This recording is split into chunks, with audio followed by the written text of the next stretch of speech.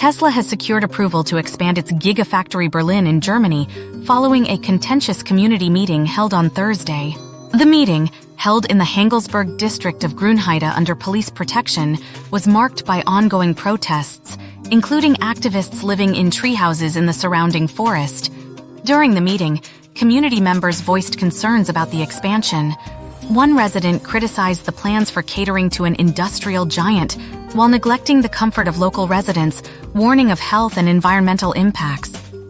Others argued that the expansion violated basic law and human rights, predicting negative consequences for local representatives if they supported the project. Despite these objections, local officials voted in favor of the expansion. Tesla manager Riederer von Paar addressed questions about vehicle storage, future capacity plans, and the use of rail logistics instead of road transport, highlighting plans for a future capacity of up to 2 million units annually supported by 40,000 employees. The vote involved 19 participants who considered over 300 comments from residents. The results showed 11 votes in favor of both the urban development contract and the expansion itself, including a supportive vote from Mayor Arne Christiani. 6 voted against with 2 abstentions.